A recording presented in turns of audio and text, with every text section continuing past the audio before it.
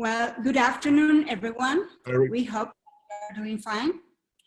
We are going to begin. We need you to close your microphones, please, and as well as, if you are not a speaker, your video so we can have a better connection. I am Margarita Espino Barros. I'm Head of Communications and Public Relations for the Tecnológico de Monterrey School of Medicine. I would like to inform you that you may use the chat for doing your questions. And at the end, we will have a session for question and answers. Also, we will send you a link through the chat for a survey that we need you to answer at the end to evaluate this session. Well, on behalf of the University of Illinois College of Medicine of Chicago and the Tecnológico de Monterrey School of Medicine and Health Sciences, we give you a warmest welcome to the joint webinar on COVID-19, current institutional research and development efforts. To start with the webinar, I am going to introduce Dr. Jorge Eugenio Valdez. He is a surgeon, has a specialty in ophthalmology. Hold it. In a subspecialty in cornea and refractive surgery, a master in arts in medical sciences, a PhD in research in surgery and medical surgical specialties. Member of the National System of Researchers, Level 1. Fellow of the Mexican Academy of Surgery, Chairman of the Pan American Foundation of Ophthalmology, and also remains on the faculty of the School of Medicine and Health Sciences. He has executive experience in the Ministry of Health.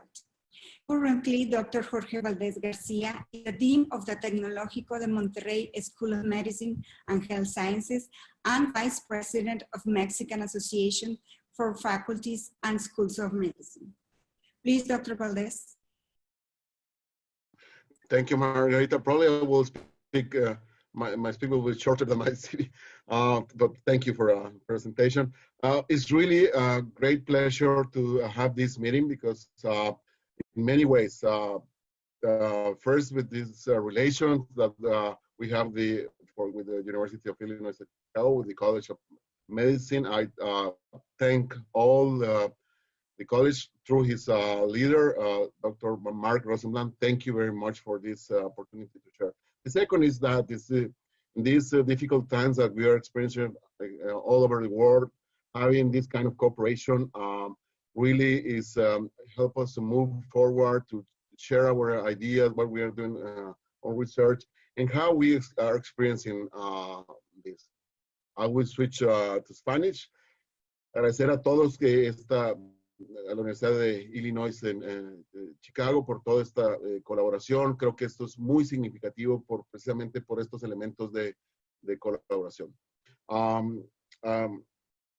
It's really a pleasure to have you, all of you here in this seminar. Thank you very much. Thank you, Dr. Valdez. Well, now we have Dr. Mark Rosenblatt. He is a corneal surgeon and highly accomplished physician scientist with the National Institutes of Health, a sponsored research program exploring mechanisms to regenerate corneal nerves following corneal injury. Dr. Rosenblatt's clinic practice focuses on later vision correction, surgery, and treatment of cataracts and corneal disease. He is board certified in ophthalmology. Currently, Dr. Mark Rosenblatt is the Executive Dean of the College of Medicine and remains on the faculty of the Department of Ophthalmology and Visual Sciences. Please, Doctor. Thank you so much for the introduction, and it's absolutely wonderful to be able to come together. This is a part of a burgeoning collaboration between Tech Monterrey and UI College of Medicine and our university writ large. It's sort of funny that it takes two ophthalmologists, corneal surgeons to bring together a group of infectious disease specialists, virologists, and other physicians, ER doctors at the ophthalmologists at the cutting edge of COVID-19 research. I'm going to keep my message short as well because I'm not a subject matter expert, but I look forward to learning. I guess I am now a COVID-19 related subject matter expert, just because we've been dealing with so much in our clinical research and educational activities over the past month. And so again, I'd like to thank all of those who organized this meeting. I'm not going to name names because I'm sure I'm going to miss some, because it was really a bilateral collaborative effort. And this is really just wonderful. There's already 100 participants on this call that was happened in a very short time. So I look forward to learning, and thank you for doing this. Thank you so much, Doctor. Well, now we are going to start with the speakers. So I would like to have Dr. Prabhak Belur to introduce the speakers, please. It's an absolute pleasure. And I have from University of Illinois, Dr. Jerry Krishnan. He's a professor in the Department of Medicine, and he's also Associate Vice Chancellor for Population Health Sciences. And he's the Executive Director of the Institute for Healthcare Delivery Design. And it's located within the Office of the Vice Chancellor for Health Affairs. He has an MD degree, and he has done his residency in internal medicine and a fellowship in pulmonary critical care at the Johns Hopkins Hospital. His MD PhD is actually from Baylor University in Houston. He received a PhD in clinical investigation from Johns Hopkins Bloomberg School of Public Health. Jerry Krishnan is a leader in the field of healthcare delivery science, including the methods of stakeholder engagement, validation of questionnaires, clinical effectiveness, implementation science, and the integration of human-centered design in the healthcare. And Jerry has participated in many projects and received, quite a few awards for his work through the years. Jerry, the floor is yours. Great, thank you everyone, and I'm honored to have a chance to talk with you all today. I was asked to speak for a few minutes about critical care and COVID-19, and if there's a way to present the slides, that would be great. If you want me to present, do you want me to present the slides or just talk without the slides? We are going to present them, Doctor. Okay, very good, thank you. If you want to go to the next slide. So we will begin with the discussion about critical care and COVID-19. And this slide is a picture I think all of you are aware of. There's an interesting website at Johns Hopkins that has been pulling together information from the Centers for Disease Control, the World Health Organization, and several other data sources, and presents a very interesting snapshot, a dashboard of where all the cases are. And as you can see, we've now crossed a new milestone in the last few days. There are over 3 million cases of COVID-19 throughout the world. The United States just passed 1 million cases earlier today or yesterday. But clearly this is a pandemic. Every country has at least a few cases, in some countries even more so. You can see here that Mexico, at least according to this website, indicated that you have about 17,000 cases as well. So this conversation we're having today is very timely. I think this is a global problem. This requires a global solution and requires expertise that cross the country-specific boundaries. If you look on the bottom right-hand corner of the slide, you will see there's a figure that looks at the slope or increase in slope in number of cases. And what I'm going to begin with today is a case that we saw at the University of Illinois Hospital and Health Sciences System at the very beginning of March. And this is our first case, and talk about how the critical care team took care of this patient and what are some lessons learned. Next slide. To put things in context, I think all of us understand that most people with SARS-CoV-2, which is a RNA virus that causes COVID-19, most patients with it either have no symptoms or mild disease that can be managed, or essentially the patient on their own is able to self-manage in the outpatient setting. However, a small proportion of these individuals then go on to develop various forms of complications that ends up requiring intensive care unit level care. Some of the early reports from China suggested that about 7 to 25% of those patients require ICU care. Subsequent reports from Italy and the United States suggest that the requirement for ICU level care varies from about 5 to 12%. We don't fully understand why some people deteriorate requiring ICU care, but there are some demographic factors that are starting to emerge that suggest that the risk of clinical deterioration is not uniform, that there are certain factors that are likely to be driving that. In some cases, for example, your sex might matter, but obviously the biology that is determining that is under study at this point. We know that when we look at the symptom trajectory, that about 6 days after people start first to feel sick, that on average, people develop dyspnea, and then that then goes on within a couple of days to then require ventilator level support due to acute respiratory distress syndrome. So once people start to become dyspneic, essentially they very quickly progress and deteriorate, and on average require ventilator management in the intensive care unit. We now know that the COVID-19 related complications are far more than just the lung. Obviously, the lung is a major end organ or target organ for COVID-19 related complications, where you have vascular leak, inflammation, cytokine release syndrome, coagulopathy, and any number of other pathogenic mechanisms that are happening, but any vascular bed, including the kidney, the liver, the brain, the heart, and elsewhere can be affected. And so you can see here that the list of complications from COVID-19 is growing as we start to get more experience. And all of these end up being where patients in the ICU get care. Next slide.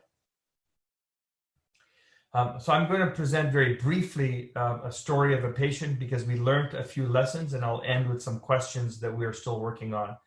This individual came in to our emergency department in the first week of March. There had been very few cases of COVID-19 at that point, and most cases were thought to be coming from travelers from China. So 38-year-old man who was obese, was hypertensive, were on some medications, including a angiotensin receptor blocker, lisinopril, had type 2 diabetes, and presented to the emergency department with a headache and some non-productive cough. It was very non-specific, and at that time, the suspicion level among our clinicians was low for COVID-19 because he had not traveled to China and had no risk factors that we could tell for COVID-19 at that time. His blood pressure was normal, he was afebrile, he had a normal chest x-ray, and he was sent home with some analgesics and told to return if he got worse. Next slide. He came back to our emergency department 3 days later, now developing respiratory symptoms. He started to complain of dyspnea, some chest pain, and some non-productive cough. He had noted some penicillin allergy, and he was found to be febrile and relatively hypoxemic. It's unusual for someone who's 38 years old to have an oxygen saturation of 94%. A chest x-ray was worrisome, however. You can see that in panel A, started to demonstrate bilateral airspace opacities that was worrisome for some form of pneumonia. He then had a CT scan that showed classic, what is now classic SARS coronavirus 2 type abnormalities, which is bilateral multifocal ground glass opacities, predominantly peripheral in location and predominantly in the lower lobe. This is not typical viral pneumonia. It doesn't look like that. So clearly there was something unusual happening. His laboratory studies demonstrated some borderline lymphopenia and elevated procalcitonin, and he already was developing renal insufficiency with an elevation in his creatinine. His nasopharyngeal swab, however, came back positive for influenza A, subtype H1N1, and at that time we did not have testing for SARS coronavirus 2. So the working diagnosis among the clinical team is that he had a viral pneumonia, probably H1N1 viral pneumonia, because he had a fever and elevated procalcitonin. We thought maybe he had a superinfection of a bacterial pneumonia and was admitted to the hospital floor, treating influenza along with community-acquired pneumonia. Next slide. He, however, started to deteriorate very quickly. Just as I said, the epidemiology of this is that once somebody starts to get dyspneic, within a few days, on average, they actually deteriorate to ARDS. And he basically read the textbook. He started to get worse 3 days later, became progressively hypoxemic. His chest x-ray on the floor demonstrated worsening airspace opacities. He required intubation. And because of the relative amount of hypoxemia, he required lung protective mechanical ventilation, which is another way of saying small tidal volumes to reduce volume trauma. And he was diagnosed with severe ARDS. He then developed renal failure requiring hemodialysis.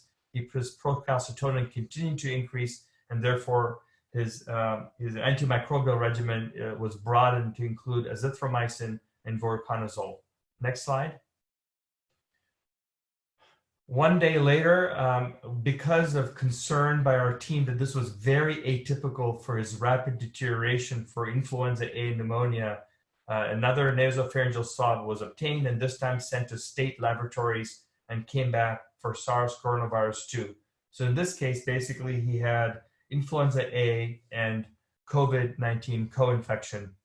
He was then treated with hydroxychloroquine, an investigational agent. We did not know what else to do for him, so we were working with our infectious disease colleagues to determine what might be some investigational medications we could give him. Because he was very hypoxic, he was started on inhaled nitric oxide, and he was essentially placed prone for prone ventilation to help improve his oxygenation.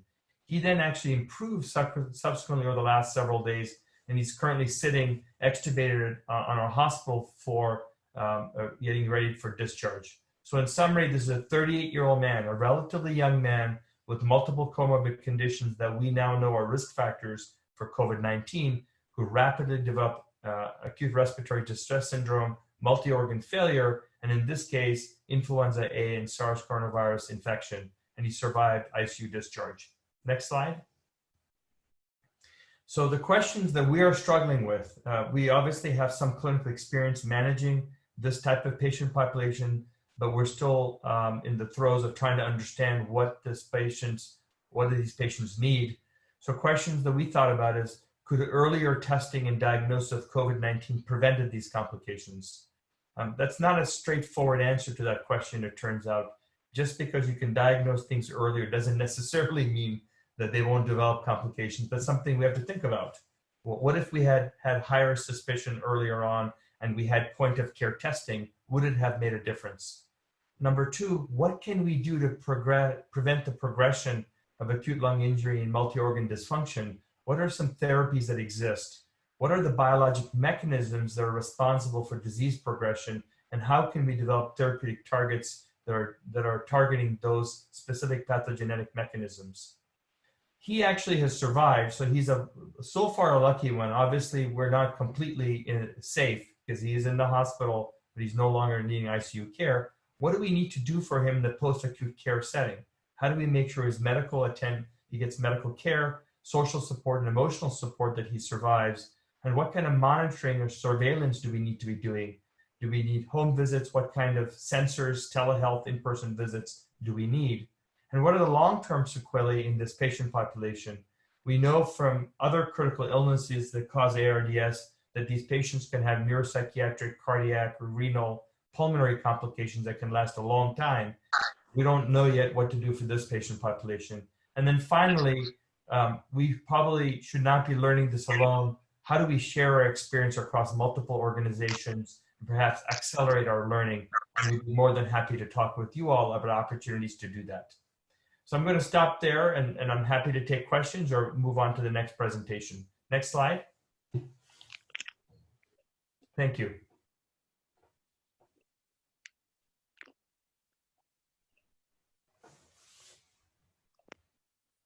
I know, Jerry, you probably will be leaving early. So we were planning to have Q&A at the end. But if there are one or two questions, Margaret, with your permission, people can ask him before he departs.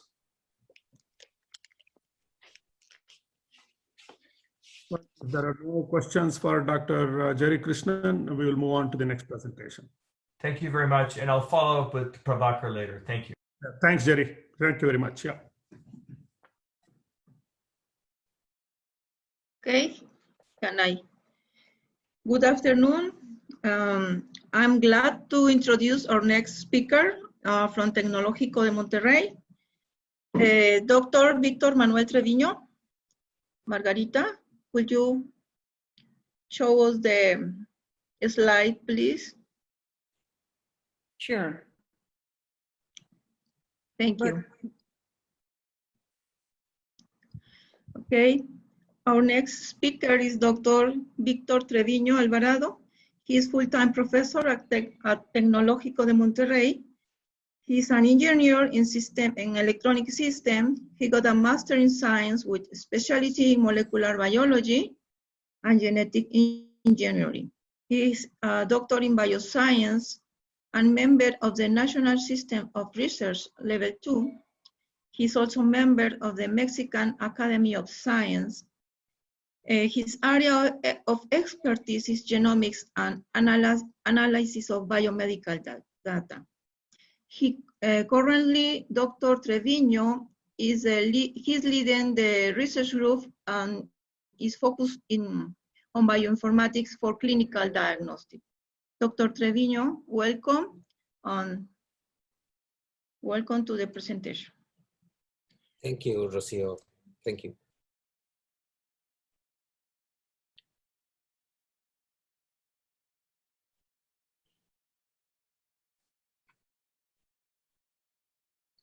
Maybe he's waiting Margarita, are we, Margarita, the presentation, or should I? Yeah, thank you. Already there. Thank you, thank you. Well,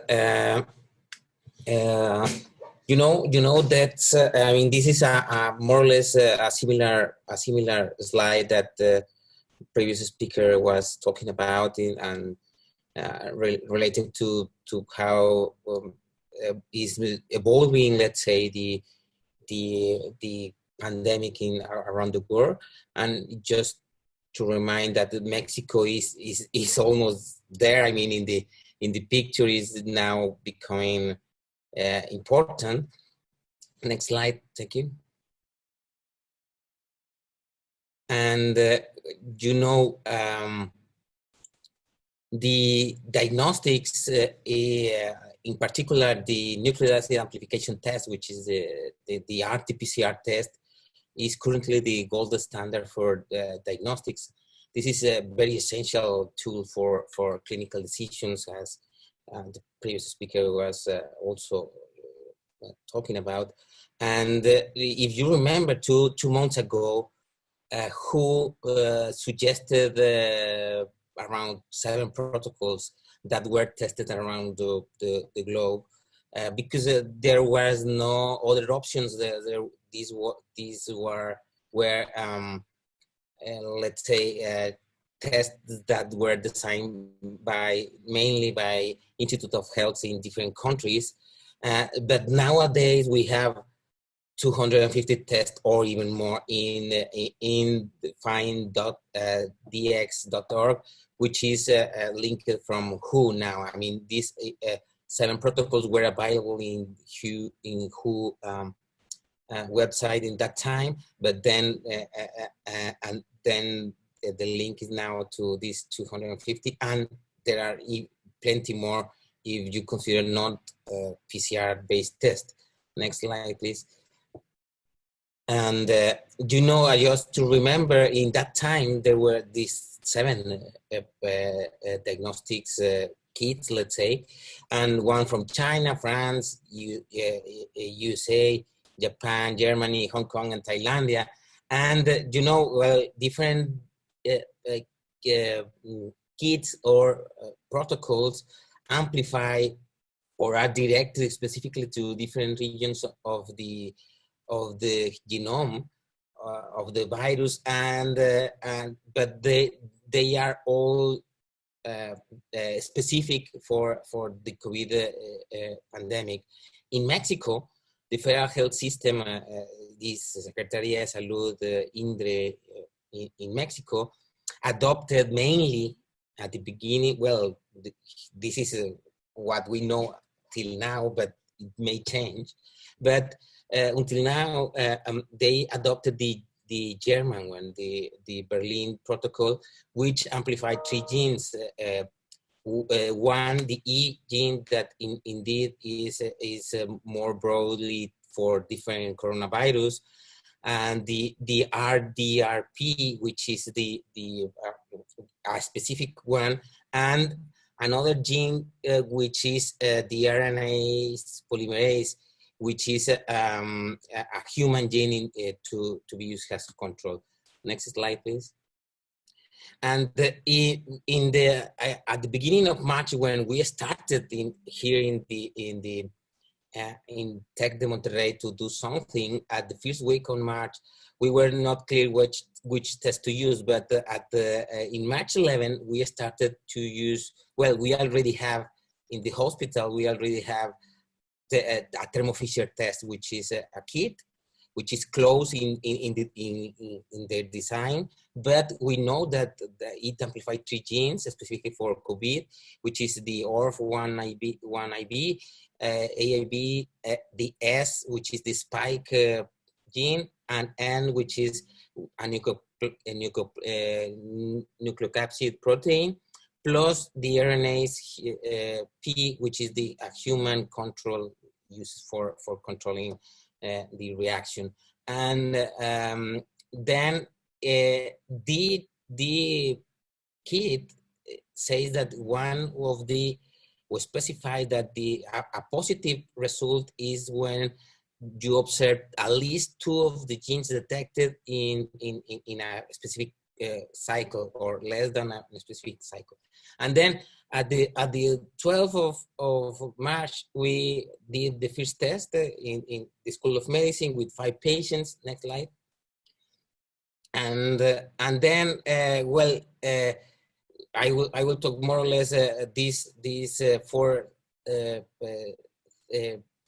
issues related to the test, and are done by different teams in the school. Next slide, please. And in the sampling, we have some crisis. In every point, we had some crisis in implementing the test.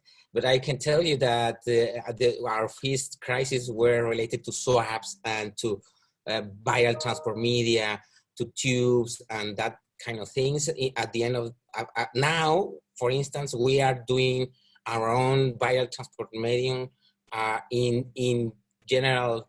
I mean, in research, common research use tubes and swabs that can be by let's say in mass, because there were a problem with kids. Next slide. Then we also have some crisis in DNA extraction. At the beginning, we were using kits specifically for viral RNA extraction, which was in that time PureLink. But the federal government specified that use a more specific one, Kiagen in particular. But there has been a lot of crisis also there, because of course kits run out of stocks, and we have to improve or to prove other kits, and so we have tested a lot of things. And then we realized that the TecSalud has expected, which we use in research, is the best one in terms of performance. Is not very good in massification, but for in performance seems to be the best. Now we are using the PureLink after some new buys, let's say. Next slide. And in the RT-PCR test, as I say, we started on March 12th. In 9 days after, we already were doing kind of 30 patients per day. And just to remember that we have 2 hospitals, the Hospital San Jose here, which is in front of the School of Medicine, and another second hospital is Zambrano Hospital, which is close, but so we are providing the service for 2 of them, for 2 hospitals. And at the March 26th, the federal health says that we had to use the Berlin protocol, otherwise we are not doing, let's say, an official test, or let's say a permission test, let's say. And so, we already also had some crisis, for instance, in April 14, when we submitted the Berlin protocol to INRE, and running also at the same time the everyday tests. Then in April 2021, we also have the version 1, because the Thermo Fisher has 2 versions of the diagnostic the PCR. So the version 1 was run out, and then we started with version 2, and at the beginning was some issues, but in a daily basis, this is a problem. And we expect that next crisis next week, I think, and this is approaching and is a problem. Next slide, please. But in summary, we have, this is more or less the course of everyday results. Most of them are negatives. Are positive. Next slide, please.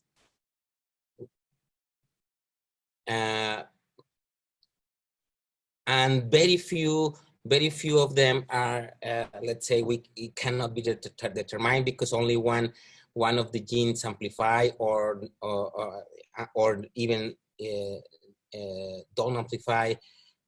Even the human, which has happened only 1 or 2 cases, but and this that does not determine that we repeat it again and until we get a successful or reported the finally not determined to get a new sample, and then from here we more or less get the international results, which are more prone to males, let's say, to get infected for some.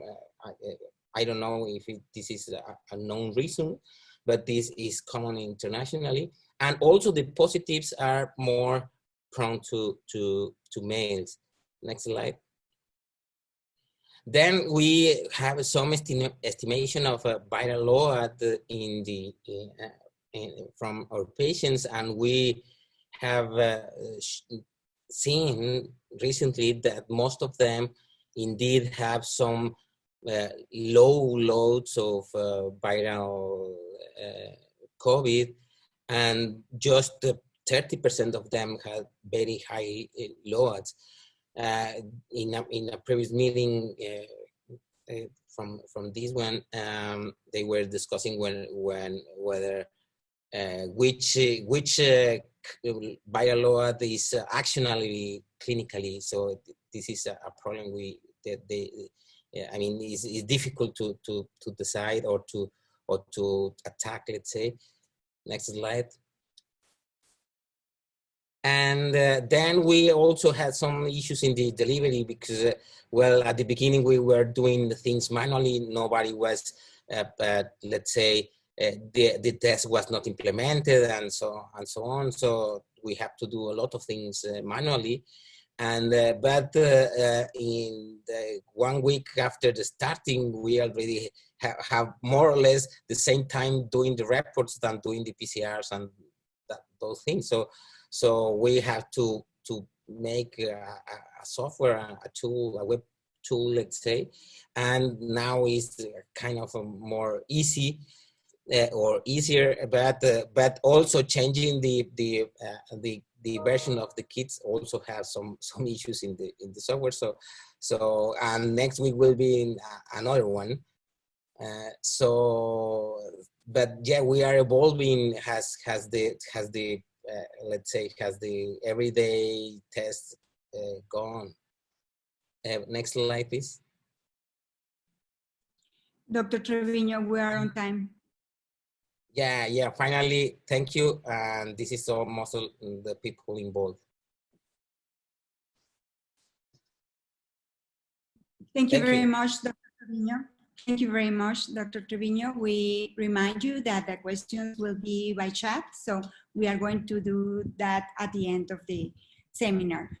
And now we have a Dr. Richard Novak to present. And can we have his? Would you like me to put up the slides, or I sent you the slides? Either way. Dr. Prabhu is going to introduce you. Yes, I'm going to introduce you, Rick, and then they'll display the slides. Very well. Rick Novak is a Harry Dowling Professor of Medicine, and is chief of our Division of Infectious Diseases. Is an MD, graduated from medical school at Rush University, completed his residency and fellowship at the University of Illinois, Chicago. And he has won numerous awards, including 2014 Faculty of the Year, 2014 Fellow Infectious Disease Society of America, 2014 Harry Dowling Endowed Chair of Medicine and Infectious Diseases. Just editorially, Dr. Novak has been in the forefront of many infectious diseases, notably HIV. He has really done some remarkable work in the community. And of course, now he's leading our efforts in treating COVID-19 patients at UI Health. Rick? Thank you for that kind introduction. Buenas tardes todos y es mi placer hablar con ustedes. I will speak mostly in English though. So should I put up my slides? Or let me see if I can do that. Novak, because okay.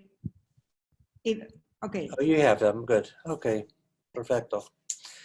Okay, so I'm going to use this opportunity to talk about something that's hot off the presses here in the United States, and that is the results of the NIH-funded remdesivir trial for the treatment of COVID-19. This was actually just released at noon today by the NIH in a press release. And so let me tell you first about the trial. I'll tell you the results. The study is funded by the NIH, and it's called ACT-1, and it's a randomized placebo-controlled global trial of drug remdesivir, which is a RNA polymerase inhibitor, versus placebo in a double-blinded placebo-controlled fashion. The drug is only available intravenously, and it's dosed daily, one infusion a day for 10 days or until the patients are discharged. If they're discharged sooner, then they stop treatment. It's the target population are people with moderate to severe COVID-19 disease. As Dr. Krishnan pointed out, we have no shortage of patients, unfortunately, here in Chicago. And so this study enrolled quite quickly.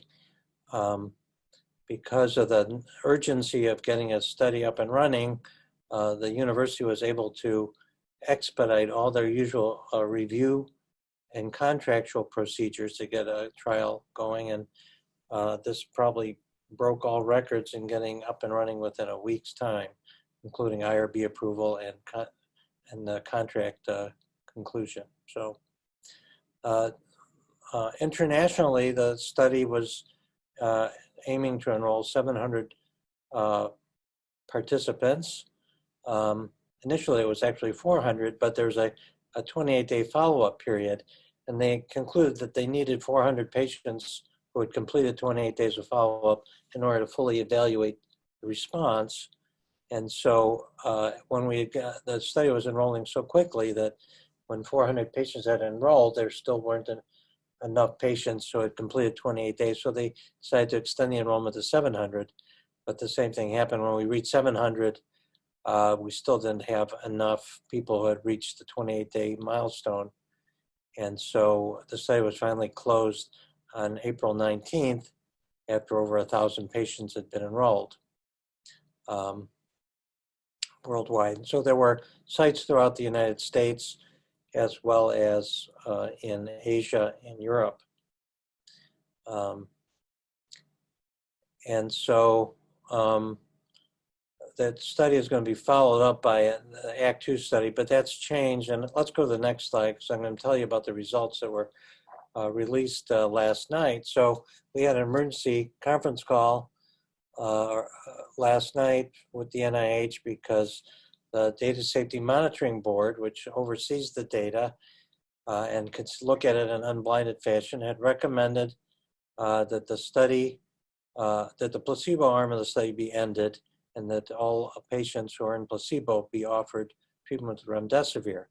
In other words, the remdesivir appeared to have been effective enough that they felt it was no longer ethical to continue placebo. So as I mentioned, there are 1,063 patients enrolled. What they found was that people who are on the remdesivir arm recovered 31% faster than people on the placebo arm. What that meant is that they were able to be discharged from the hospital after 11 days versus 15 days in the placebo arm. The study was only offered to people with moderate to severe disease, so there were only people who were hospitalized who were eligible. The other interesting finding was that there was a reduced mortality, 8% mortality in the remdesivir arm versus 11.6 mortality in the placebo arm. And so for that reason, as I said, the study was stopped. I mean, analysis of the data is ongoing, but it was no longer considered ethical to continue with the study. And so literally, as I was on the phone with the press already talking about this, the emergency use authorization by the FDA was granted. So the drug has essentially been licensed for use. And Gilead, the manufacturer of the drug, is going to greatly accelerate manufacturing of it to make it more widely available. I imagine it will be at least a week or two or longer before it's widely available. We still have a drug supply, a handful of doses here at UI Health, and we will be offering it to our patients who are still in the hospital. I have 3 patients from the study who are still hospitalized. At UI Health, we enrolled 15 patients in the course of about 2 weeks, and of those, all but 3 have gone home. 3 remain in the intensive care unit. It's quite likely that they won't benefit now from being on remdesivir. What we know from a similar study that was done in China but was underpowered is that it appears that people need to be treated earlier in the disease in order to benefit. And people who are treated late in the disease don't have any benefit. And that's not very surprising, actually, given the nature of these acute viral respiratory illnesses. The viruses replicate rapidly, and if an antiviral drug is to have a benefit, it really needs to be offered fairly early in the disease. So although that analysis has not been done in this study, I think that that's forthcoming, and we'll see if that's the case as well. But it was apparent in the placebo-controlled trial that was done in China. So I think more work needs to be done on remdesivir to better determine when it's best to administer the drug. And but I think this is a game changer in terms of going forward with treatment, because now we've gone from a situation where we had no effective therapy for this disease to an instance where we do have a drug that does work. It's not a miracle drug. The disease doesn't evaporate when you give the treatment, but it does ameliorate the disease. It makes it less severe, and people have a greater chance of recovery, and they recover faster when they get it. So going forward, although we need to continue doing research on other potential drugs, this is going to change the approach. That we'll no longer be able to do placebo-controlled studies because it would no longer be ethical. So all future studies will need to, at least for hospitalized patients, will have to either be a combination study with remdesivir or a comparative trial. But even comparative trials will have to have some reasonable plausibility that what you're comparing to is going to be at least as effective as remdesivir. So that will be the challenge. I think there's still opportunities to do treatments earlier in the disease, particularly in people who are not hospitalized right away. This drug is not ideal for those patients because it's an intravenous infusion and has to be dosed daily. But if there are other drugs that are antivirals that can be given orally, that might be plausible. And those, I think, you could still make a case for doing in a placebo control. Other approaches to treatment of COVID-19 that are being looked at, and actually this study is rolling over into another trial, which will be remdesivir plus or minus a drug called baricitinib, which is a JAK1 and 2 inhibitor, and its goal is to reduce the inflammatory response. So a lot of treatments have been looked at to mitigate the inflammation that's associated with the disease that leads to ARDS and organ failure. And so far, none of those have been proven effective, but that's one strategy that people are still investigating. I should also add, and I think that somebody in your group is going to talk about that, convalescent plasma is a potential treatment. We're developing a study here that we're going to open soon for that, but that's because we really have an absence of other strategies for treatment. Now that we have another strategy, that may change our approach. Although I still think it's worth looking at until we have more focused immune therapies. I think I'm going to stop there and take any questions. I have to say I have to get off the call in 10 minutes. So if anybody has questions, I'd encourage you to ask me now.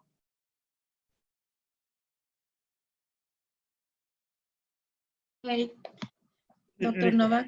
Yeah, any questions for Dr. Novak? Yeah. Please ask. No? Okay. Very well. Thanks, Rick. Appreciate it. Thank you.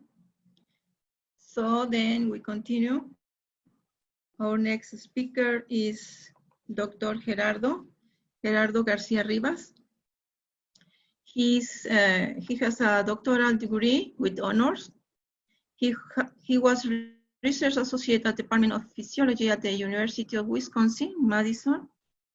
After working as a postdoctoral fellow, he returned to Mexico as a research professor of cardiovascular research group at Tecnológico de Monterrey. He currently leads the cardiovascular medicine research group and the biomedical research centers at Hospital Zambrano Helio. Dr. Garcia Rivas has published several papers, has been granted with 3 patents, and actually he is member of the National Academy of Science, the Mexican Academy of Science, and the National Research Council Level 2. Welcome, Dr. Garcia.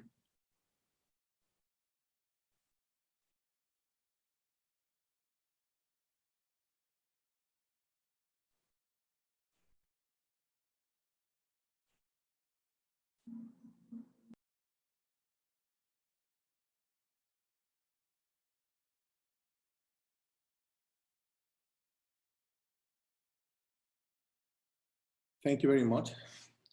Thank you for the opportunity to share this project called a rapid test for SARS-CoV evaluation.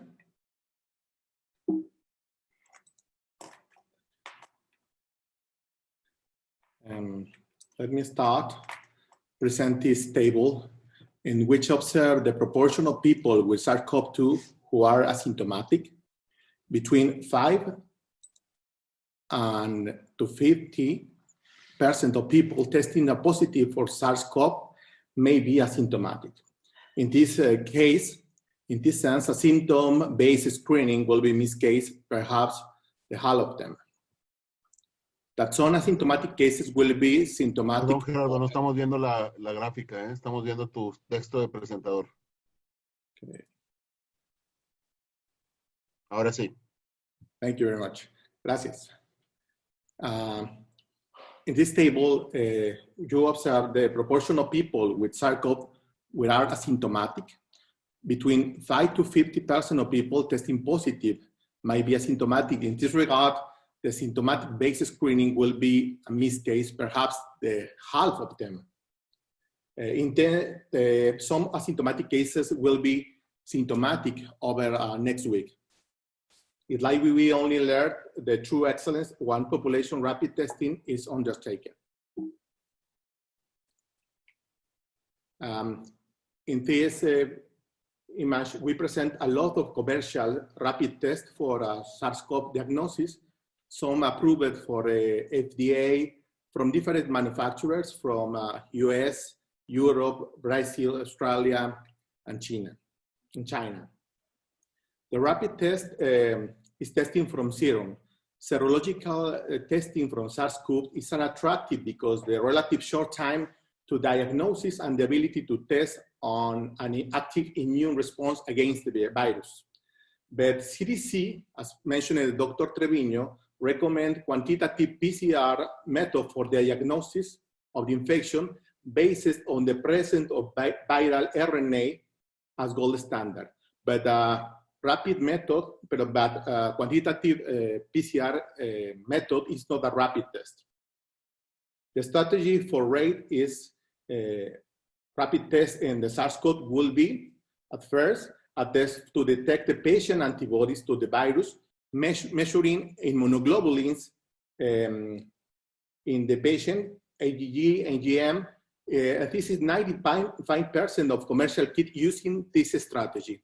A second strategy is a test the presence of viral proteins that with antibodies that will be allowed the detection. In particular, for this, coronavirus has only 4 structural proteins: spike, the membrane, envelope, and nucleocapsid proteins. In the case of SARS-CoV-2, the spike protein appears to be the primary protein interacting with the host cells. Hence, for this reason, possibly spike is the protein for rapid test detection. Regarding the measure of rapid test using immunoglobulins, here in TecSalud, we have a relevant study led by Dr. Rosy Ortiz, measuring the profile on immunoglobulins in Mexican patients. This protocol have 3 phases. The first is determine the performance of a rapid testing of immunoglobulins, measuring the sensibility and specificity of the several commercial kits, comparing the data with the gold standard, the qPCR, and immunodetection in lab. In the second phase, later, and a regional phase in the state of Nuevo León and San Pedro County, the profile of immunoglobulins will be correlated with the comorbidities in the patients. And finally, a third part of this project will be a national phase. But in the last part of my talk, I will present another rapid test for the viral presence of viral proteins using saliva. This project is in collaboration with the Institute of Medical Engineering and Science of MIT, and determine in our hospital the clinical performance of a rapid point care bioassay generated in MIT. The rapid test for detection of virus particles, we compared it with the hospital validated qPCR detection as a standard. The main objective is validate the performance of SARS-CoV-2 antigen rapid test in a clinical setting with real samples. The ability to test screen the second objective is ability to test to evaluate screen asymptomatic patients in both nasopharyngeal and saliva samples. To describe the novel bioassay, I need to define some concepts. First, lateral flow assay. Lateral flow assay is an assay in a paper-based device for detecting the presence of biomarker, analyte, or antigen. A fluid sample of saliva, blood, or another fluid is added to the bath and then whipped through a conjugated path that has directed for this case, we use a nanoparticle antibody conjugate that can be bind to the biomarker. The complex we threw in a nitrocellulose strip, which immobilized the antibody that captured the complex and provide possibly the readout. The version of deep stick assay is a paper-based, simplified version from the lateral flow assay, which is conformed by a nitrocellulose strip, which had immobilized antibodies that put in the contact with a solution containing the biological fluid mixed with the system, nanoparticle and antibody conjugates. For define for this system using a nanoparticle and antibody conjugate, as you know, nanoparticle is a particle with dimension in the range of 1 to 100 nanometers. In this imaging, we try to represent the basic structure of the lateral flow assay and the deep stick. As you see in the in the lateral flow, the sample is added in the later interact with the nanoparticles, antibody conjugate, and then flow to the test line to interact with the immobilized antibody. Both for the domestic assay, the saliva and the nanoparticles antibody conjugate interacts in the tube and later insert the paper for assay detection. The system uses a different kind of readout, for instance, optical, colorimetric. For instance, in particular this test, we use gold nanoparticles, but it's possible to use fluorescence using quantum dots or fluorescent beads, or using enzymes such as peroxidase, or detection for electrochemical or another spectrophotometrical techniques such as surface enhanced Raman spectroscopy. The idea of ideal rapid tests have different problems and interface in the real world. In the idealized figure, we observe the perfect interaction of the protein and of the virus in red, called antigen. Antigen, the region detection conjugated with the nanoparticle and antibody, but the figure in the right side of the slide, we observe a more realistic cartoon about the problems in detection. So round interaction in the mobilized antibody, porous in the nitrocellulose, trapping antibodies, no ideal orientation of antibodies in the nanoparticle, the naturalization of nanoparticles or antibodies, or the phenomenon called nanoparticle protein corona formation, which means that nanoparticles in contact with protein rapidly acquire a surface layer of protein, which reduce the possibility to interact with antigen.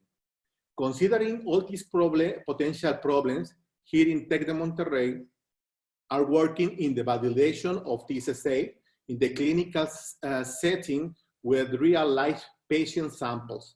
Our history is known in the Institutional Review Board and the Ethics Committee, and we start the validation of this bioassay the next weeks. Thank you for your attention.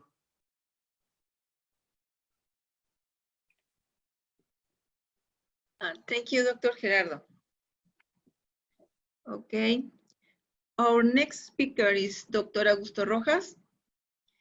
Dr. Rojas is a physician and he got a master in human genetics and a doctor in science in molecular biology. He also has a postdoc in gene and cell therapy at Baylor College of Medicine. And actually he is leading the group of the research group of in human genetics at Tecnológico de Monterrey. And he's member of the National System of Researchers Level 3. He is member of the Mexican Academy of Science and the Scientific Committee of the Latin American School of Human Genetics. He's certified by the Mexican Council of Genetics. He was the past president of the Mexican Association of Human Genetics and the Latin American Network of Human Genetics. Dr. Rojas, welcome for the presentation. Thank you. Thank you, Lucio. May I share my screen?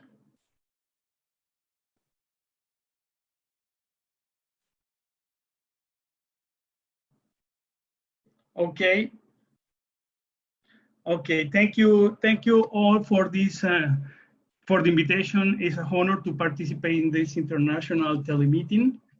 And I'm going to speak on behalf of the group of TecSalud for research on COVID-19. This is a project that we start to run at the beginning of April, starting to use convalescent plasma to treat patients with severe COVID disease.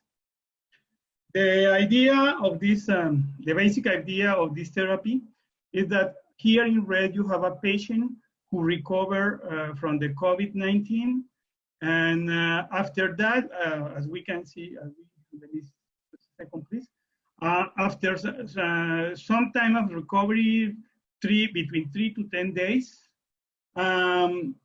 We are calling these people to donor their plasma from plasmapheresis, with the idea that this plasma will be enriched with IgG antibodies against the SARS-CoV-2 virus. Here in this graph, we have in the red line here, in this red line, the basis of this timeline. If you can see here, with the IgG titers will start at something about day 14. Well, this is not a, this is just a graph, ideal graph.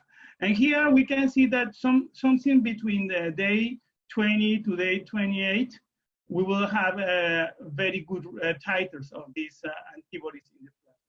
So we use this plasma to treat patients with severe disease. Well, the idea is not new. It has been in place for around 100 years. But I am summarizing just some or just few reports and protocols from the clinical trials page in which we can see that this protocol of using convalescent plasma for treating emergent diseases is something that has been proven very, very useful. Not just for COVID, but for previous diseases related like MERS and SARS-CoV in 2002 and 2003, but also for influenza and even for Ebola virus. If you look at the clinicaltrials.gov, when I checked the data yesterday, there are 48 sites in which there are 48 protocols registered. And here is our protocol registered in that page, number 1. Well, the clinical study, well, the design is the design was for an open label study on control addressing safety. The patients for this protocol are patients attended at Hospital San Jose with COVID disease diagnosed by RT-PCR by sampling the nasopharynx by RT-PCR. Patients with none less than 7 days of the onset of the disease, and refractory treatment to empirical treatment with hydroxychloroquine and azithromycin who are not evolving well. And basically the idea of the parameters. The parameters for the evolution are oxygenation, the persistent fever, and inflammatory markers. We are avoiding this protocol for patients who are under mechanical ventilation. So patients that are admitted to this protocol are in this step before that step. Regarding the donors, well, we have this protocol open for asymptomatic donors who have been without symptoms for at least 3 days and who are negative for 2 daily samples negative for SARS-CoV-2 during 2 following days. And as in any blood transfusion protocol, all plasmas are tested for HIV, hepatitis B and C, Epstein-Barr virus, and Chagas disease. The experimental therapy consists in a dose of 200 milliliters of this convalescent plasma, in which the measured titers of IgG measured by ELISA are about 1 in 100 in the titering. And for the moment, we are considering at least 2 doses of this therapy. The therapy is started something between 7 to 10 days from the onset of the disease. Well, let's share with the preliminary results. We cannot do any statistics yet, but we can share the results of 5 patients. Well, we have here the records of the thorax X-rays, the chest X-rays here. In the left columns, you have the basal before the transfusion. Then you have the X-ray on the transfusion day and the evolutions. Just a second, I have a problem here. Okay, at 24, 48 hours, and then at day 5 and day 14. As you can see in all these 3 patients, the evolution, the radiologic evolution has been satisfactory.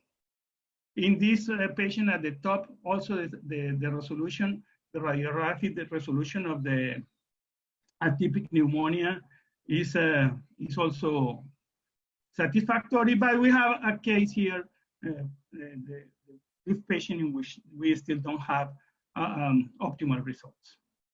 Regarding the load of the viral load explained by Dr. Victor Treviño, we can see that the counts of the viral loads, decrease suddenly after the treatment of with the serum. Basically, 40 hours, 24 hours after the therapy, the levels are going down very, very quickly. Regarding other blood parameters, we have in the blue squares, we have those results that are showing satisfactory results, right? For example, we have observing increased levels, increased the percentages of lymphocytes, decreasing levels of D-dimers and procalcitonin, which are very, very good. This is maybe suggesting that we are having a good impact on the inflammatory response as well as with the reactive C protein. And these are the results regarding the titration of the IgG in both in donors and recipients. I want to point your attention to this green line, which is the upper limit. After above this limit, the titers are optimal for transfusion. Below that are not good. So we have, just a second, please. We have first a group of 4 plasmas that were tested at the beginning. At the beginning, we didn't test the serum, but then we switched it to the serum because it's more sensible. The technique works better with the serum. And we tested these patients and different dilutions, one in 100, one in 320. So we have these in pairs. And then we have here the situation of just one patient in which we have measuring the titers of IgG. And we can see this is one patient, second patient, third patient, fourth patient, and 5 donors. Not all plasmas are good. For example, here we have this donor and this donor in whom the levels of IgGs are not optimal for the therapy, so these 2 patients were discarded. And regarding the recipients of the plasma, we can see, at least in this case, that the plasmas, the titers of IgG are rising very nicely. Well, this is just a summary of the campaign for plasma collection launched by the Hospital San Jose. 12 donors have participated. We have prepared 42 doses. We have rejected 2 candidates we showed before, and there are 8 patients in the row for donation.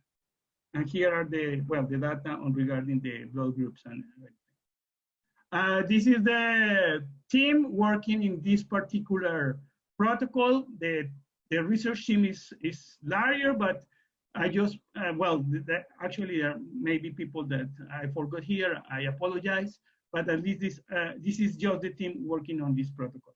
So I just want to thank, and I will be ready for comments at any time. Thank you, Rocio. Hey, Dr. Augusto, thank you for the presentation. Our next speaker is Dr. Jose Gerardo Tamés. Dr. Tamés is a medical imaging researcher with industrial experience in the conduct of clinical trials. He's the founder of the IMITech in Mexico and Qmetrics Technologies in Rochester. His algorithms are the core technology of Cubase 3D and FDA-approved medical device. These devices are designed to aid the visualization of kidney cartilage. He was the founder of Virtual Scopes in the company's focus on the conduct of image-based clinical trials. Dr. Tamés is senior member of the IEEE and fellow of the Mexican Research Systems. Have several publications in the medical image area, and currently he's full-time researcher at the Tecnológico de Monterrey, where he's doing research in new methods to diagnose the chronic disease from medical image. And Dr. Gerardo Tamés, welcome. Welcome for the presentation.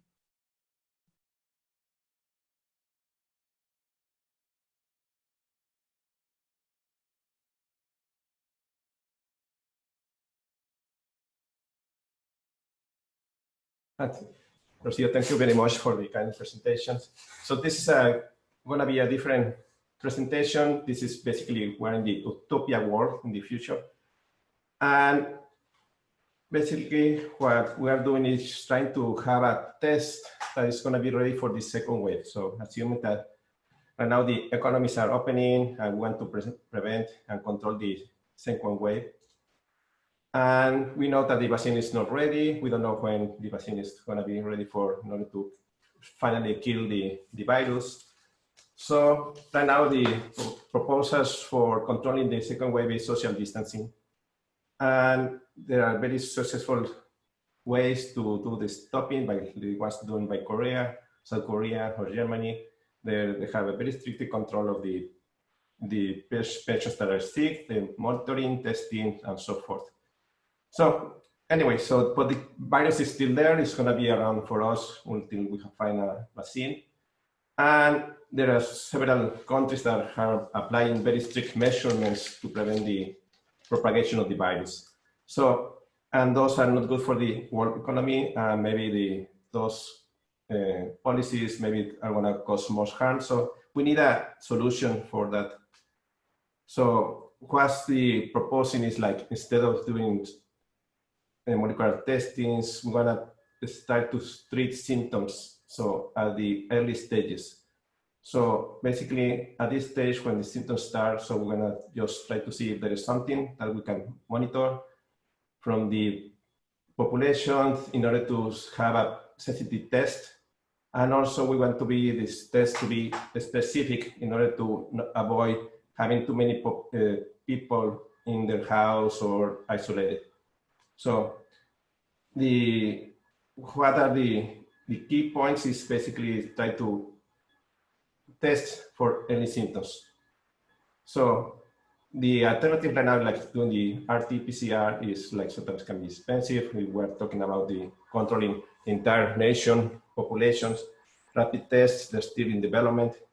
And so what are alternatives? And we don't want to test that is going to be, that is putting at risk the testers, the person who is doing the test. We want something that is easy to use. And we want to use symptoms, and we want like symptoms that are sensitive that are different between the different respiratory diseases.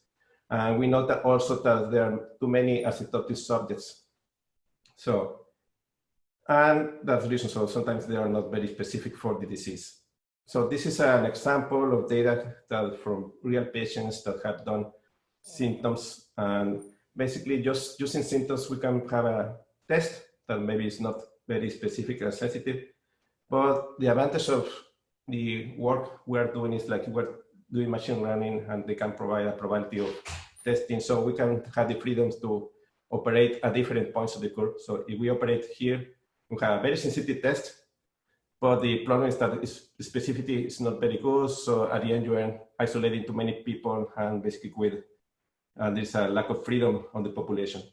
On the other hand, if you want a very sensitive, specific test, so basically you fail to detect all the patients that have the SARS-CoV-2 viruses, then basically you are putting the populations at risk. Can we improve this? And that's the idea. So can we have something that can measure symptoms earlier and more sensitive instead of using self-reported symptoms? And there's an option here is in the thermal imaging. So the advantage is like the person is not close to the patient. We can measure change in temperatures. And basically we can take videos and do the analysis of the breathing patterns of the persons. So in that sense, so using this kind of information where you just static imaging, also dynamic, that we can look for patterns of breathing and looking at change in temperature, how we can do so. There is evidence that the pneumonia can have some changes in the skin that can associate with the location of the lung issues. And so based on that information and the proposal of looking of changes dynamically, so basically the hypothesis is that we can use infrared imaging to identify the unique patterns of the symptoms associated with the disease. So we know that the high temperature is a symptom that is because of the disease. Also, basically, if there are some changes or because of the different inflammations or swelling of the tissues, and those are unique, that's the question. And also because we are looking at video, we can see like breathing problems that maybe the person cannot feel, but maybe we can capture by video. So the proposal is to use infrared imaging as a surrogate for test for early signs of COVID, early symptoms. And we are planning to study, like right now with 1,000 patients, where they record self-symptoms, we record all the video, we take out the patient demographics and not adjust for medications and so forth. So anyway, that's the idea. And once we have collected all this information, we are going to feed a machine learning engine that is going to try to learn if the patient is affected by the virus responsible for COVID.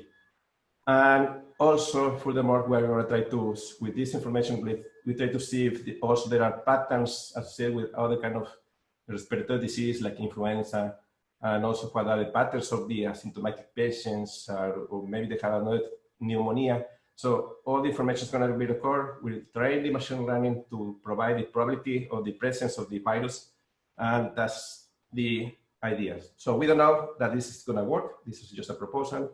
We're going to start running the study maybe next month, and we're going to keep our finger crossed.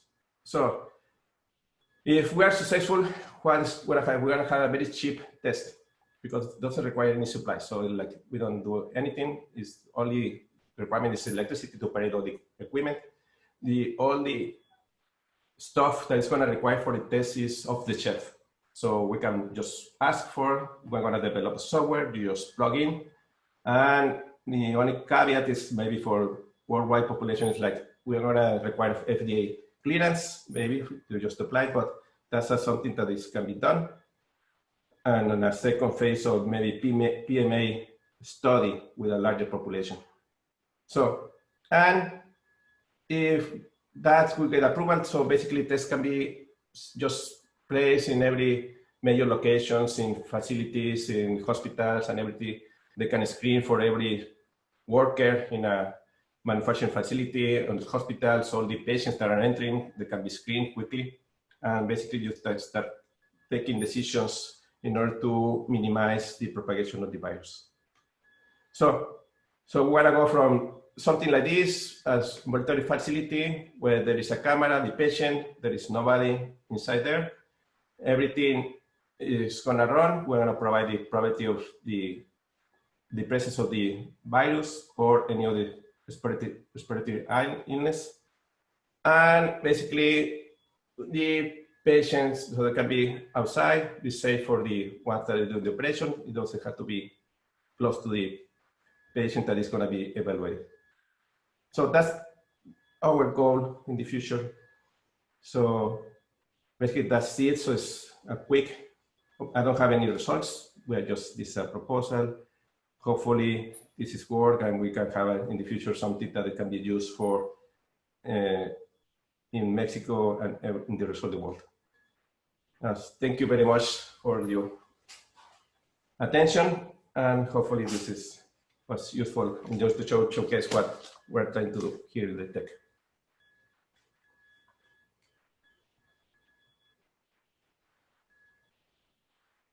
So any questions for the, can we continue with the questions?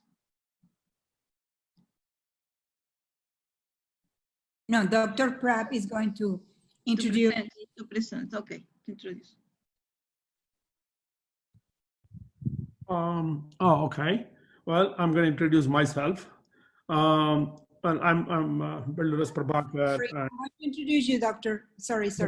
No problem. Go ahead. Dr. Belur Prabhakar is professor of the Department of Microbiology and Immunology and Associate Dean of College of Medicine. He has a PhD from Johns Hopkins University. One of his research interests is in autoimmunity. Dr. Belur Prabhakar laboratory has been working on autoimmune diseases for over 30 years. A major focus of their research effort has been to identify, clone, and characterize autoantigens implicated in different autoimmune diseases. More recently, their work is focused on understanding the role of dendritic cells in modulating immune responses, with a particular emphasis on regulatory T-cell induction and maintenance. Please, Dr. Belur, continue. Thank you.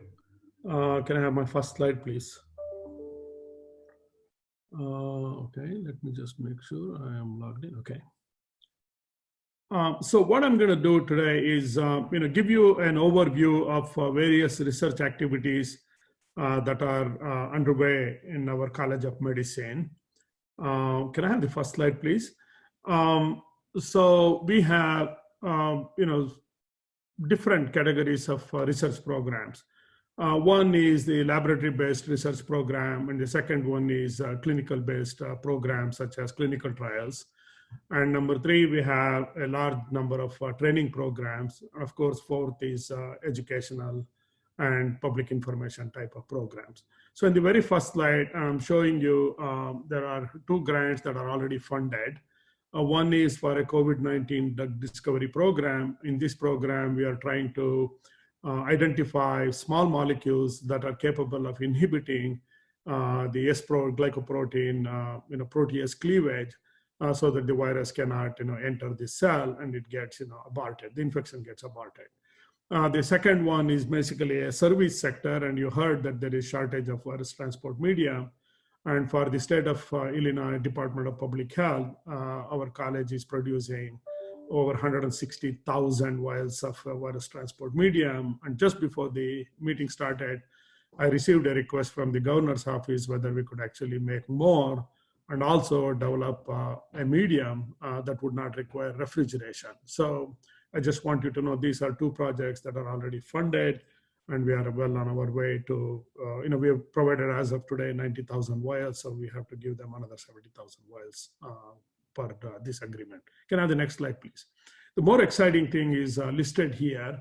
So we are doing a number of grant applications are due, believe it or not, on May 4th, that is next week. So one of the projects that I'm really excited about is natural history of SARS coronavirus infection and immunity in a diverse population. This will involve recruitment of 60 patients, 30 female and 30 male.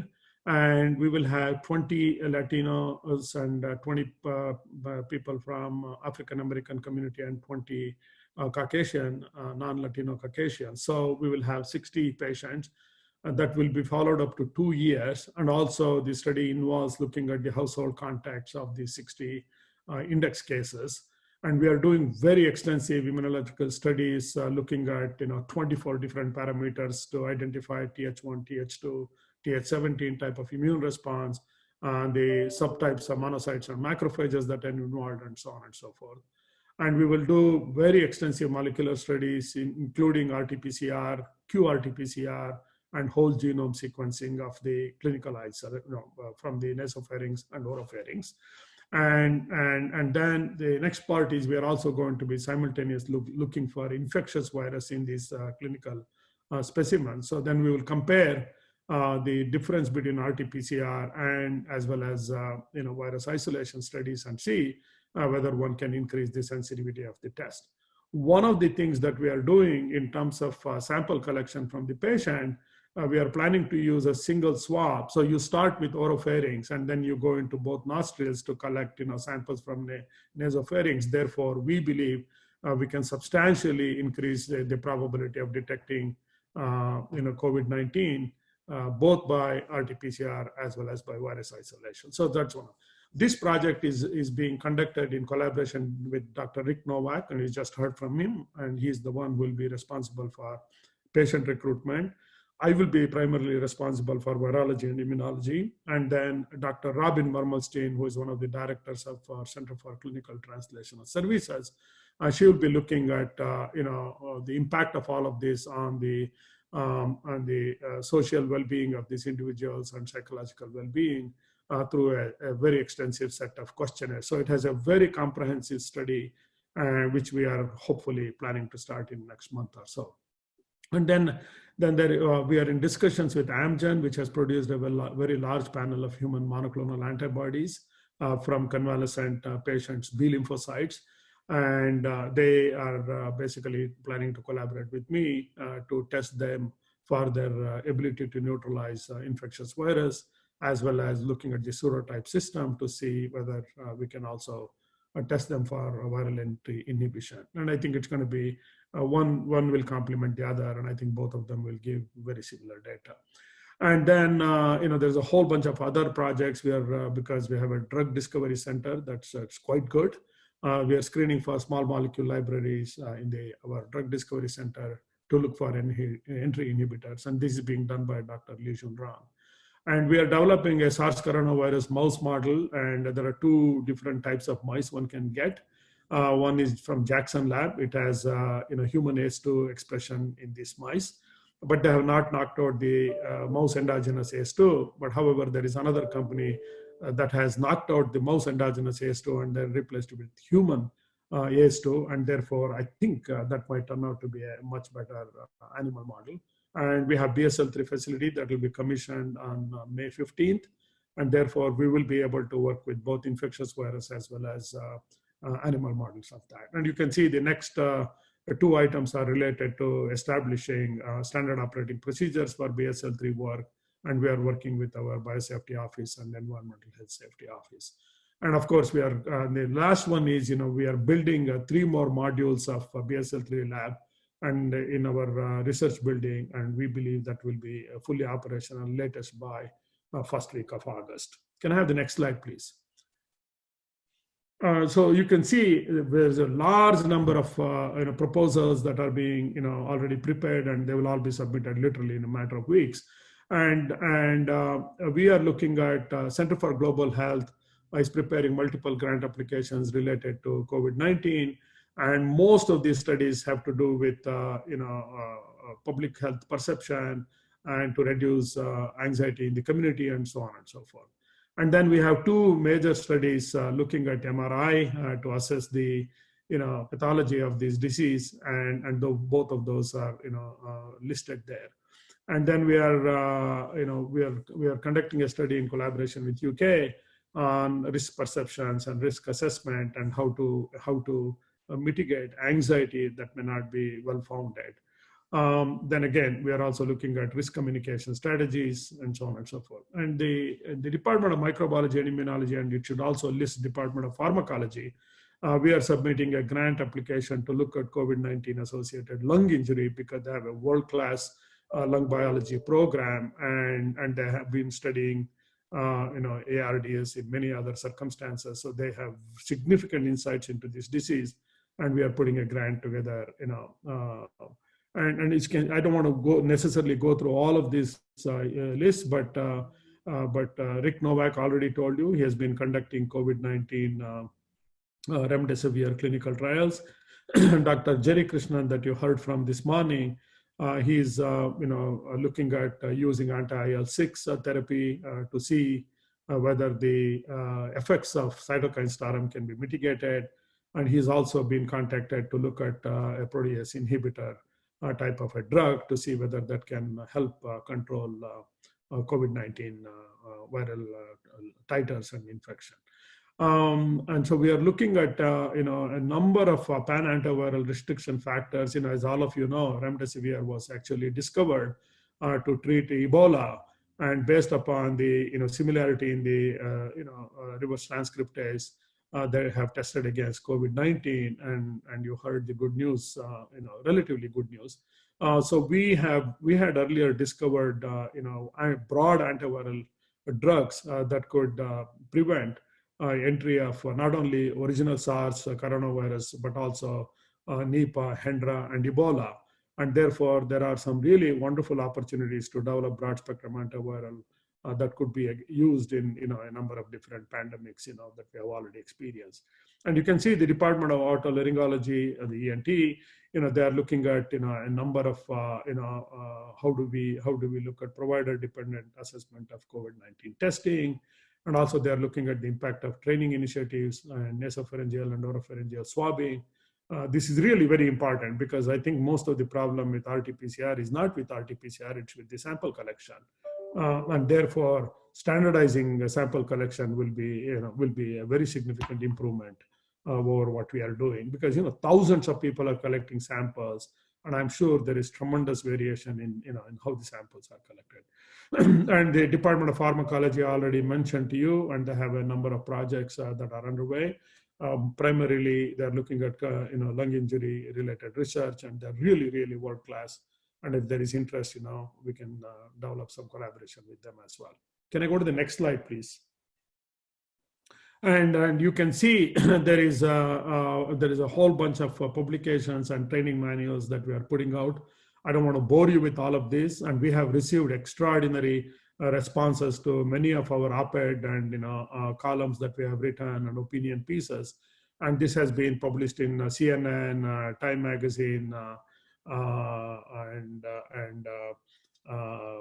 recently in the Hill newspapers, as well as in Washington Post and so on and so forth. So we are basically using our ability to write effective op-eds and opinion pieces to educate public on issues related to COVID-19. Can I have the next slide, please? I think that's all I have. So the point of all of the, listing all of this is to let you know there's a whole bunch of activities that are underway at UIC. And I can assure you this is only a partial list that we collected over the last 3 days. And I'm sure there are many more activities that are underway.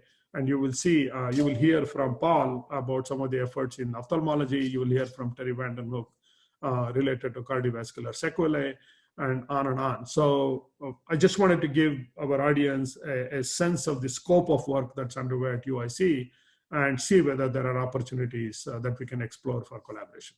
I'll stop there. Thank you very much. Thank you very much, Dr. Pratt. Now we will continue with 2 more speakers from the university. Okay. So let me introduce Dr. Terry Vandenhoek. Dr. Hook is professor and department chairman of the Department of Emergency Medicine. And of course, he's also a chief medical officer at UI Health. And he holds the professorship of physiology, biophysics, as well as pharmacology. He has an MD degree from University of Chicago, Pritzker School of Medicine. And he has made social service in Colvin College in 1983. And he has a residency in emergency medicine from University of Cincinnati Medical Center, and his board certification is from American Board of Emergency Medicine. His academic interests include health disparities, emergency cardiovascular care, and preventive emergency medicine. I will add one more editorial sentence. I know Terry Vandenhoek extremely well, like I know all my colleagues. And his work in our community to educate people about the risks associated with cardiovascular disease, and not only locally in Chicago but also globally with a major project in India, his commitment to taking care of the most underserved is quite remarkable. Terry, the floor is yours.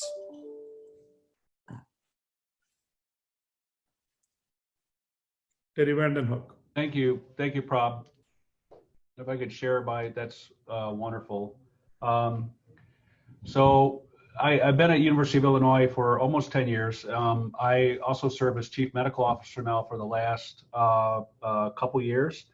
It's a good thing that I didn't know we were walking into a pandemic. I'm not sure I would have said yes to that job offer then, but we've certainly walked through quite a few changes at our health system in response to the pandemic. And I also have a laboratory. We do a lot of work looking at mechanisms of hypothermia protection against cardiac arrest, and certainly some of the protective pathways that we've been studying that relate to inflammation and metabolism are probably relevant to COVID disease as well. But I just wanted to share a few observations that we've had here and just tell you what we have done here at UI Health in terms of responding to the pandemic. I'm certainly happy to share some of our procedures and anything that you might find of value in terms of how we have worked here in our hospital. So if we could just go to the next slide. So there's a couple JAMA articles that are worth looking at, I think, in terms of just looking at the Wuhan experience, and we ourselves have seen some similar issues with our own patients, and it relates to patients that are with COVID disease that can be stratified by whether they have cardiovascular disease or history of cardiovascular disease, hypertension, coronary artery disease, cardiomyopathy. There's also some element of diabetes or prediabetes that adds into this. But if you add to that whether patients present with an elevated troponin, in this particular study that you can see here, they also looked at indicators of inflammation and BNP, and so there was indicators of inflammation and cardiac dysfunction that relate to outcome and elevated troponin. So it suggested that the higher mortality rates that we're seeing in patients that had cardiovascular disease and elevated troponin were related in part to an inflammatory cascade and related cardiac dysfunction. We ourselves at UI Health, we've cared for over 750 COVID positive patients at this point since March 15th, who have actually been discharged home. We've also admitted a number of patients. Our ICU capacity has been at 85%. And as many as 30 have required ventilator support at any one time. We have started to risk stratify our patients. We have a level 1 versus level 2 set of patients that require frequent interventions.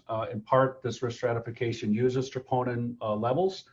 We have changed the way we do our rapid response team training and co-team training just because of the cardiovascular events that we see, and we see a lot of arrhythmias, as was reported in these this JAMA paper. And so we do frequent trend monitoring. We do virtual visits. We have people checking in from the door because we can preserve our protective equipment. Just knowing that we've had a lot of patients that have had sudden decompensations, we have actually decreased the surprises that we've seen on our floors significantly by doing more frequent check-ins and trend monitoring, and then also risk stratification with biomarkers. Because of the disparity that we have in our own populations here, with an overrepresentation of cardiovascular disease in our African American and some Latino population, the deaths that we see from COVID are also overrepresented within not only males, but African American and Latino communities, or patients from those communities. We've also started to identify hotspot neighborhoods that represent a disproportionate number of deaths in our city. And we have targeted our testing sites accordingly. So we have multiple sites that are starting one this past week in one of the hotspot areas so we can better serve those hotspot neighborhoods. And most of those have a high rate of cardiovascular disease. And so it's important that we go into test and we educate and identify people early. We do the next So this is just one very simple schematic, but I wanted to show how we're thinking about this and responding at different levels to the pathophysiology of COVID as it particularly relates to cardiovascular disease. So one important area, and I think you've touched upon it in some of the work that you've done at your own university, but so one area is just preventing the transmission of the virus from one person to another. And so we have certainly started like many other hospitals in the United States, a cohorting process where we put all of our COVID patients in one area of the hospital and non-COVID patients in a different part of the hospital. This allows us to concentrate our efforts on protective equipment, best practices in putting on masks and gowns and so on. We started COVID testing for all admitted patients. I know you talked about laboratory testing, and I can't tell you how important that is to have laboratory testing available as much as possible. For all admitted patients, it's been a great benefit for us. Universal masking, one of the really critical issues is that patients can be asymptomatic when you see them. We've had patients that have gone to surgery for gallbladder disease and they're COVID positive, had no other influenza-like illness. So based on some of those experiences, we started masking patients already back in March 27th. The other thing is temperature checks of all employees that we started weeks ago. And I know you talked about imaging. I think it's a critical issue, and we've actually picked up on some employees that didn't even know they were febrile. There's another area of prevention of injury, and I think that oxygen saturation monitoring for COVID-19 patients and employees with cardiovascular disease and risk factors is something that we're looking at very, very carefully. We think that we think that there are days of time possibly that we've had patients and employees who have, unbeknownst to them, have had symptoms of hypoxia that are asymptomatic, that are worsening the cytokine response and other injury. And so we think if we could detect that earlier, we could prevent possible worsening injury that would require an ICU stay, intubation. We're also partnering with a company now that is providing some monitoring that is artificial intelligence that can detect physiologic changes that may be critical to that particular individual. It customizes and looks at what is your underlying respiratory rate, heart rate, breathing patterns, your positioning at home. And we're combining that with a pulse oximetry to just get a sense of how well people are doing at home. And these would be employees or subgroups of patients that are COVID positive that are sent home. And then, of course, there's the treatment of ongoing injury, and certainly oxygen therapy is critical. We really are working hard on high flow, non-invasive support. We've taken on the C-Long helmet devices that JB Kress has used at University of Chicago. Allows for higher flow oxygen that's safe for staff that's providing it. But again, it's to prevent that hypoxia-induced myocardial injury as much as possible. We've developed proning teams at our hospital that come in to turn patients over to improve oxygenation. Some subsets of patients are anticoagulated because of the cytokine response and related coagulopathy. And then you've heard about some of the ongoing research that relates to remdesivir. Jerry Krishnan's study, IL-6, we are looking at statins potentially to prevent ongoing injury, and we are starting a convalescent plasma study as you have reported. And the next. And then finally, one of the areas that we've been very interested in is we started a program a few years ago called Illinois Heart Rescue. It's a statewide registry and sharing of best practice and data, benchmark data to improve cardiac arrest survival through increasing bystander CPR. And we reported last year in the journal Resuscitation that we actually tripled cardiac arrest survival rates based on, going into hotspot communities that had low rates of bystander CPR and high rates of mortality. And so we know that we can go into communities and we can change behavior. And so now, how do we do that during COVID?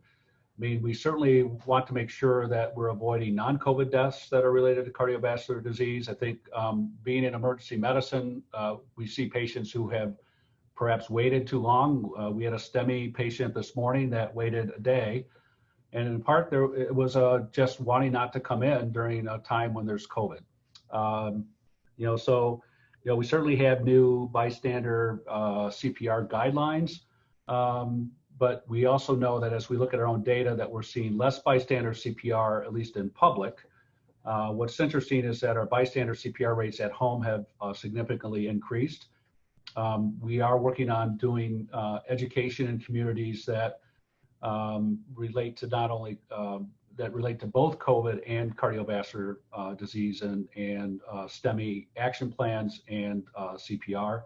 We're working with our 911 dispatch in Chicago to provide support for them for telephone guided CPR during this time. And then we're also trying to work through a mobile paramedicine support for patients who refuse transport. We actually have about 30% of our 911 calls now are related to COVID related concerns. And what's interesting is that many of those folks do not want to go to the hospital. And so we're worried that some of them are delaying care for important cardiovascular issues.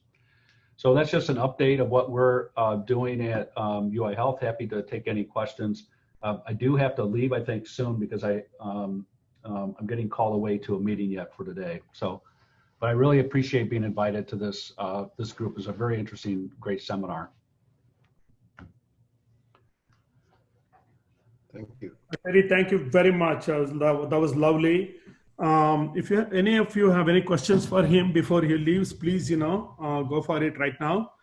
And also, I forgot to mention that when I was describing various clinical trials, Dr. Terry Vandenhoek is also working with Dr. Jerry Krishnan on the IL-6, anti-IL-6, as well as the protease inhibitor clinical trial. So, we're all in it together. All of us are working in different ways, together. So, but I want to make sure that that his work is being acknowledged properly. Any questions for Dr. Vandenhoek? Okay. Well, if none, then let's move on. I think this is the last presentation of the day. Paul Chan. Certainly, it's not going to be any less important or any less impactful. Very, very delighted to have Paul make a presentation on some of the work that's going on in the Department of Ophthalmology. And he's an MD, a professor and head of the Department of Ophthalmology and Visual Sciences at the Illinois Eye and Ear Infirmary, which all of you know traditionally has been one of the most sought after departments. So it's a privilege to lead that effort, and congratulations to Paul because he recently became our chair. And he's the co-director of the Vitreoretinal Fellowship and serves as director of the Pediatric Retina and Retinopathy of Premature Onset Service. His clinical practice focuses on vitreoretinal surgery with an expertise in pediatric retinal diseases. He's an active member in a number of major ophthalmic societies. Dr. Chan is also an honorary member of the Thai Retina Society. He serves on the Global One Advisory Board and the Ethics Committee for the AAO. He's also on the executive committee for the Pan American Association of Ophthalmology. Dr. Chan has won numerous awards in his field of expertise. Paul, floor is yours. You are on. Right. Yep. No, thank you. So first, I want to thank Dr. Prabhakar and Dean Rosenblatt and Dr. Jorge Valdez Garcia for having me speak to you today. When they asked me to participate, again, like Dean Rosenblatt, I'm by no means an expert in COVID-19, although I think as all of us have been managing this pandemic from a department perspective, from a college and university perspective, we're learning how to manage things in a different way. So from ophthalmology, I'll sort of present some of the things that are relevant to ophthalmology, but some of the things that potentially we can also offer to the general community in managing COVID-19 and learning more about it. Can I go to the next slide? So when we think about ophthalmology, one of the things early on that we started learning you don't really get a lot of expression of the COVID-19 virus in tears or ocular fluids. We're talking to Dr. Prabhakar yesterday with Dr. Shukla, who's our Vice Chair for Research, about the virus. And I think one of the comments that Dr. Prabhakar made was that you see it everywhere in the body. We do see it in the eye. We do see changes in the eye related to the virus itself, related to the condition, like conjunctivitis or chemosis. And some of this may just be related to an inflammatory response. Let's go to the next slide. One of the things that we do know, and this is probably close to everyone who is an ophthalmologist here, is that ophthalmology, otolaryngology, anesthesia, for whatever reason, and for ophthalmology, it's interesting, why is it that you see healthcare providers who are in ophthalmology at increased risk of contracting the disease or getting exposure to COVID-19. So there are some papers that are coming out recently that they think it's more about the proximity of our examination. So as Dr. Vandenhoek stated, in multiple health systems, we're taking a lot of precautions to protect our healthcare providers, PPE and so forth. What we do have to consider is that in ophthalmology, there are very unique considerations that do put us at risk. So early on, just in terms of our response, and I'm curious as to what all of you have done in Mexico, we started with shields on the slit lamps. We started wearing masks very early on, started masking patients early on, and also, creating these isolation areas, disinfecting rooms, and also from a surgical piece, how do we protect ourselves from exposure for patients who, could potentially have COVID-19 but are asymptomatic. But, you look at this drawing here, you can see how close our exams are, and, this is a potential hazard for healthcare providers who are performing eye exams in ophthalmology. Looking at some of the research initiatives that we have going on in our department and that we're applying for funding for, and also disclosing to the university. And one of the things I want to comment on, I applaud the coordinated efforts of Dr. Prabhakar and Dean Rosenblatt and the College of Medicine in looking at all the projects going on in our university and giving us the infrastructure to do so, and also looking at these international collaborations, because such that Dr. Christian mentioned, this is a global problem, right? This is a global situation, and we need to find global solutions. And we're not going to do that alone. We have to work together to do these things. So, we have a great research faculty, which is led by Dr. Shukla. We have Dr. Ali Jalilian, who's really an expert in regenerative medicine, but he's also a world-class cornea specialist, investigating some diagnostic and therapeutic strategies for anterior segment disease. So looking at the tear film and so forth as indicators or diagnostic and prognostic indicators for disease. Dr. Shukla, who is a world leader in virology and also the herpes virus, is studying heparin sulfate in COVID-2 entry and test a few viral entry signaling inhibitors for this condition. We also have a very strong telemedicine presence here at UIC. We very early on developed a telemedicine task force to try to problem solve access to care. I think some of the other speakers from UIC mentioned this issue of this healthcare disparity issue that we're starting to see is more prevalent. I'm seeing many people in our population having COVID-19 and coronavirus. So Dr. Scanzera is leading these efforts in terms of patient access, social determinants of health, and also looking at interesting questions about how we run our operations. And there's some opportunity there as well. Dear to my heart is artificial intelligence. So I think Dr. Temez mentioned machine learning, multimodal data, and so forth. And Joel Halleck, who leads our initiatives here, and we just recruited a young researcher, Darwin Yee from Stanford, for Artificial Intelligence and Ophthalmology Center. So looking at data science initiatives and also developing algorithms to predict the course of disease for patients with COVID-19. Let's go to the next slide. And as we all know, Dr. Christian mentioned the data. There's a lot of data now, right? So we're starting to see more and more data come through. In Illinois, we're seeing our number of patients increase. I think that we're predicted to peak in about a couple weeks, but every day there's more and more data about these patients that we're seeing that we're responsible for. Next slide. So obviously when you look at the opportunities, I think there's a lot of opportunity in ophthalmology, especially because when you look at our organ, our eye, right, it's sort of a privileged area. We can see retinal vessels, we can see the vasculature, we can see inflammation. So, if there is, for example, some possibility of getting retinal imaging or even anterior segment imaging of the conjunctiva and the vasculature there, could there be enough information looking at this multimodal data of predicting disease and predicting who's at risk for developing severe disease or worse outcomes? So I think they're looking at the data, collecting data in terms of multiple institutions in a collaborative way, I think would add value. And obviously developing tools for patient triage and ultimately forming AI algorithms to predict disease and to improve outcomes for these patients. So, obviously there's a lot of opportunity, I think, in ophthalmology, and we appreciate the opportunity to work together with Tech Monterey. Thank you. Thank you very much, Paul. That was beautiful. Thank you. Thank you very much. Thank you. I think now we go to Q&A. Yes, Dr. Rocio, she has the questions. Please, Dr. Rocio, you can conduct this.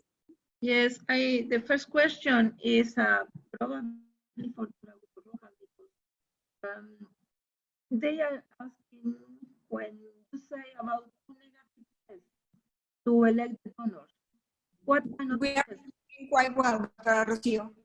Oh? Yes. What now? kind of, yes.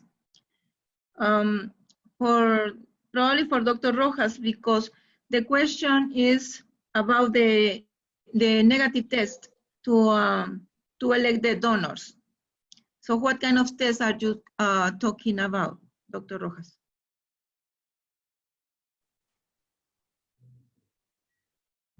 Okay, I was referring to the PCR, RT-PCR on nasopharynx samples. Two of these tests for 2 consecutive days that are negative are considered like as the donor is good for the collection of the plasma. Okay. Yes, this is the only test we can use because there are no other tests available for that. Okay. So in principle is the patient is free of symptoms at least 3 days and 2 consecutive tests that are negative, that render negative results. Mm-hmm. Good. The next question is about the HLA test for every woman with history of pregnancy. Do you make some tests for her? Does convalescent plasma have any validity for when it's frozen? Okay. I didn't understand. Well, if we are collecting plasma from pregnant women? Yes, if you did no. HLA test for every woman with history of pregnancy. No. Actually, the protocol refrains us from collecting plasma from women in general, because there are issues related with autoimmune diseases or things like that. So we are excluding women from the donors. We are just collecting the plasma from men. And it's in the protocol. Okay. Mm-hmm. Maybe from the group of US want to answer something, because there are more questions about plasma. Yeah. The next question is if you use frozen plasma. Well, in most of the patients, the collection of the plasma has been performed on the same day of the transfusion. I mean, the donor is appointed at around in the morning, around 8 to 9 in the morning, between 8 to 9 in the morning, and then early in the afternoon, this plasma is transfused to the patient. But yeah, the protocols, the international protocols establish that the regular protocol is to collect the plasma frozen slowly during a period of about 8 hours in the bags of about 200 milliliters to have the doses ready for the patients.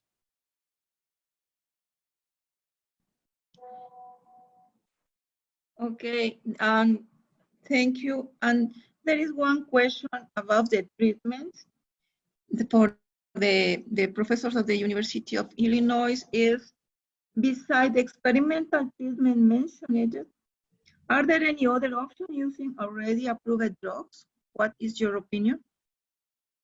Could you repeat the question, please? Yes. Besides the experimental treatment that you already mentioned, are there any other options using already approved drugs? Do you have experience with other drugs? I don't. The short answer is I do not know. But we definitely were involved in the remdesivir clinical trials that Rick Novak was an integral part of that clinical trial. And as you mentioned, I also saw the FDA announcement. They have approved the drug now formally. It has been approved for treating COVID-19. I think that's where a lot of the effort will be. Early clinical trials with anti-IL-6 and other random protease inhibitors really have not been that effective at all. And you saw what happened with the hydroxychloroquine. Those clinical trials had to be stopped because it was hurting patients more than it was helping. So really, in order for all of this to make sense, we really need to understand the natural history of this disease, because it looks like it's a biphasic disease. If you have the disease in the upper respiratory tract, looks like if any good intervention, including remdesivir, seems to help enormously. But once that and at that stage, we are talking about 5 to 7 days. We are basically dealing with the ability of the innate immune system to clear the virus. But if, however, the virus escapes from upper respiratory tract and goes into much lower, deeper respiratory tract, you can see it is creating a lot more trouble. The probability of complication is much higher, as well as the adaptive immune system begins to play a role. And therefore, we really need to understand the pathophysiology of this disease in a very systematic way. And I mentioned to you the work that we are starting with 60 patients, I think will in part address that. But having said that, I want to draw everybody's attention to a paper that was published 2 days ago in Nature Medicine. And they really systematically followed 12 patients. It is not sufficiently powered, but it gives you a very good sense of where this disease, how this disease starts and how it spreads, and what works and what might not work. And that is the paper that clearly demonstrated that routinely you can isolate virus from urine, routinely you can isolate from fecal samples, routinely you can isolate virus from the blood. So this is not a localized respiratory tract infection. This appears to be a very, very systemic viral infection. And you saw the other paper that have come out, again, I think it was in JAMA, if I remember correctly, or Lancet, I forget. They're talking about microemoli and microclots throughout the body. So this disease really we don't understand too well. And I think over the next, I would say 3 to 4 months, by the end of summer, I think we will have a completely different and a clearer picture of this disease than what we think it is. Thank you. Thank you. Thank you very much, Dr. Pratt. And thank you for all the speakers that were here in the seminar. It was wonderful. And on behalf of the University of Illinois, College of Medicine of Chicago, and the Tecnológico de Monterrey School of Medicine and Health Sciences, we thank you all for being here. And we will have this presentation, this seminar, in our webpage, so you can look after if you want to see something else or have questions, we can answer them. So thank you very much, and have a very good, nice afternoon. Thank you all very much. Look forward to. Thank you very much, particularly. Thank you, Dr. Mark Rosenblatt, for the effort and the cooperation. We really thank you, and all the team from Chicago. Thank you very much for all the information. Yeah. Thank you so much. Thank you, Dean Valdez. Thank you, Mark, for your.